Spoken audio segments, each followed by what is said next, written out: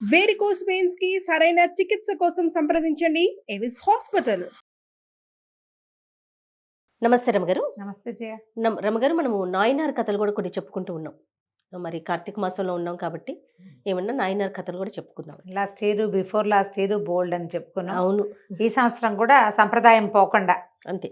నాయనార్లు అంటే పరమశివ భక్తులు. తమిళనాట సుప్రసిద్ధ భక్తులని నాయనార్లు అంటారు. తెలుగునాట అలాంటి ప్రత్యేకమైన పేర్లు లేదు, కనిపించదు. అవును. తెలుగులో కూడా మనకి భక్తాగ్రగణ్యులు చాలామంది ఉన్నప్పటికీ పరమశివ భక్తుల్ని ప్రత్యేకంగా నాయనార్లు అంటమే మనం తమిళనాట చూస్తాం. 62 మంది చాలా ప్రసిద్ధమైన ప్రగాఢమైన శివభక్తులు. ఇందులో ఒకళ్ళు ప్రాణాలకి తెగించిన వాళ్ళు, ప్రాణాన్ని అర్పించిన వాళ్ళు, రక్తాన్ని అర్పించిన వాళ్ళు భగవంతుడికి. ఎన్నెన్ని గాథలు, ఎంత కష్టాన్నైనా ఓడ్చుకుని శివభక్తిని విడవకుండా ఉండేవాళ్ళు. అతి తీవ్ర భక్తిపరులు. అవును. ఈ నాయనార్ గాథల్లో కొన్ని చిత్రమైనవి, విచిత్రమైన గాథలు కూడా ఉంటాయి. ఇందులో ఇయర్పగై నాయనార్ అని ఒక నాయనార్ గాథ. కావేరి పూం అనే పట్టణంలో ఉండేవాళ్ళ. కావేరీ నది పరివాహక ప్రాంతంలో ఉన్న పెద్ద పట్టణం. పరమ భక్తుడు, వైశ్య కులానికి చెందినవాడు. ఈయనకి చక్కగా సౌందర్యవతి అయిన భార్య ఉండేది. మహాభక్తితో ఉండేవాడు. తన దగ్గరకు వచ్చి ఏది అడిగినా తన దగ్గర ఉంటే లేదని అనేవాడు కాదు.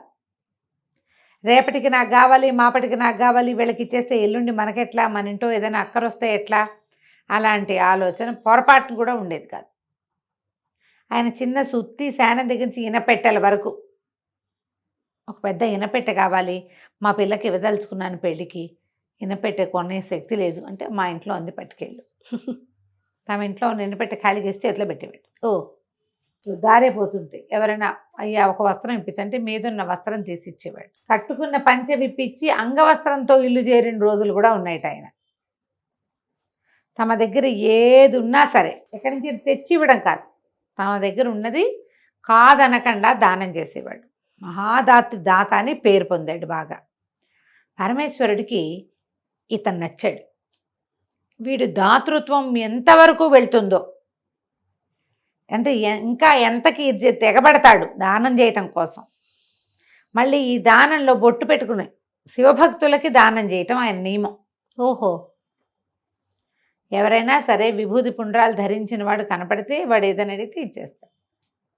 సరే, ఏం చేసేట పరమేశ్వరుడు ఒక బ్రాహ్మణ వేషధారిగా ఇయర్వగై నాయనార్ ఇంటికి వచ్చాడు. చక్కగా విభూతి పుండ్రాలు ధరించి ఒక మధ్య వయస్కుడైన బ్రాహ్మణ వేషధారిగా పరమేశ్వరుడు వచ్చాడు. వస్తే ఆయన చూడడానికి సాక్షాత్ పరమశివుడల్లే కనపడుతున్న ఆయన్ని లోపల పిలిచి కాళ్ళకి నీళ్ళిచ్చి, మంచినీళ్ళు ఇచ్చి, ఏదో ఆహారం అందించి, ఒక ఉత్తరీయం ఇచ్చి నమస్కారం చేసి, అయ్యా మా ఊరకు రారు మహానుభావులు, ఏం కావాలి మీకు, ఏం కావాలి, నేనేం చేయగలను, దాసుడు చేయగలిగిన సేవ ఏదైనా ఉందా అని అడిగాడు. ఆయన, నువ్వు చాలా దాతవని తెలుసుకుని వచ్చాను, నీ దగ్గర ఉన్నది కాదనకుండా ఇస్తావని ఊరంతా చెప్పుకుంటున్నారు. అంటే దానికి ఏం లోటు బాబు, నా దగ్గర ఏది ఉంటే అది, మీకు ఏది కావాలన్నా నేను ఇస్తా, దయచేయండి, మీకు చెప్పండి మీకేం కావాలి, ఇంతదని అంతదని ఆలోచించద్దు, ఇస్తే నాకెట్లాగో అని నాకెలాగో ఆలోచన, మీరు కూడా నాకట్లా ఆలోచించపోకండి, అడగండి ఇస్తానన్నాడు. ఆయన మెల్లిగా ఆలోచించి, నీ భార్యను కోరి వచ్చానయ్యా నేను అన్నాడు. అలాగే అవశ్యం స్వామి, తీసుకెళ్ళండి అన్నాడు. ఇయర్పగై నాయనారు తన భార్యని ఇచ్చేయడానికి ఆలోచించల, అలాగే అన్నాడు. అక్కడి నుంచి లేచి లోపలికి వెళ్ళి భార్యకి చెప్పాడు. అమ్మాయి, ఒక ఆయన వచ్చాడు, శివభక్తుడు, విభూతి పుండ్రాలు ధరించి సాక్షాత్తు శివమయుడుగా కనపడుతున్నాడు. మరి ఆయన నిన్ను కోరి వచ్చాటమ్మా, నేను ఆయనకి అప్పచెప్తానని మాట ఇచ్చాను అనేసరికి ఆవిడ నిశ్చేష్టంగా అయిపోయింది. ఏమిటిది, ఏం జరుగుతోంది? కానీ ఒక నిమిషంలో తెప్పరిల్లి, శివభక్తుడు ఏది ఇచ్చినా శివుడికి ఇచ్చినట్టే అని భావిస్తాడు, పరమేశ్వరుడికి దానం చేయబడ్డా నేను అని ప్రాణాలు దిటో తెచ్చుకొని ఇంట్లో ఉన్న పని వాళ్ళకి ఎవరికో చెప్పి వెనకాల వచ్చింది. ఇదిగోండి నా భార్య, స్వామి తీసుకెళ్ళండి అన్నాడు. ఇంతలో ఏమైంది, ఈ వెనకాల పెరట్లో ఈ కథ అంతా విన్న పని మనిషి పరిగెత్తుకుంటూ వెళ్ళిపోయి ఆ సందులో, ఇప్పుడు అప్పట్లో ఏంటంటే కులాల వారీగా ఇళ్ళు ఉండేవి కదా, పక్క ఇళ్లలో ఉన్న వీళ్ళ పెద్దనాన్న పెద్దండ్రి పిల్లలకి వాళ్ళకి ఆవిడ పుట్టింటికి కబురు చేసేసి వీళ్ళు అవి ఇవి సర్దుకుని వాకిలకు మంది దిగేసరికి ఆయన చుట్టాలు వచ్చి పడ్డారు. ఆయన చుట్టాలు రాలా, ఆవిడ చుట్టాలు వచ్చారు. ఇదేమో ప్రతిష్ట. ఎవడో దారిపోయే బ్రాహ్మడికి భార్యను దానం చేయటం ఏమిటి? వాళ్ళ కాదని అరిచి కేకలు పెట్టారు. మాణాకర్రలు తీసుకొచ్చారు కుర్రకారంతా కొంతమంది. ఈయన ఏమైనా సరే ఒప్పుకోలే. దానం అంటే నా దగ్గర ఏది ఉందో అది నేను దానం చేస్తాను. భార్య నాది, నాకు దత్తమైంది, నాకు దానం చేయబడిన వస్తువు, ఇస్తాను అంతే అనేసరికి చుట్టాలంతా అరిచి కేకలు పెట్టారు. కానీ ఈయన అన్నాడు, అయ్యా మీరు బయలుదేరండి అని బ్రాహ్మణ్ణి పంపించబోయాడు. బ్రాహ్మణుడు భయం వేస్తున్న వాడిలాగా పెట్టాడు మొహం.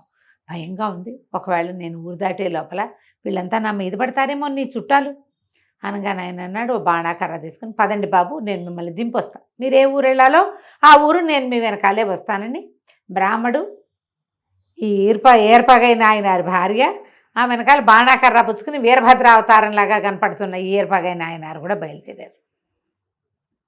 బయలుదేరేసరికి బాగా నడిచి వెళ్తుంటే వీళ్ళు ఈవిడ చుట్టాలు ఉన్నారుగా, వాళ్ళు ఊళ్ళో ఉన్న కొంతమంది క్షత్రియుల్ని పోగేసుకుని ఇది చాలా అన్యాయం, స్త్రీని దానం చేయటం ఏమిటి, కన్య తండ్రిది, ఆయన కన్నాడు, ఆయన దానం చేసి ఉత్తమ సద్గతులు పొందాడు.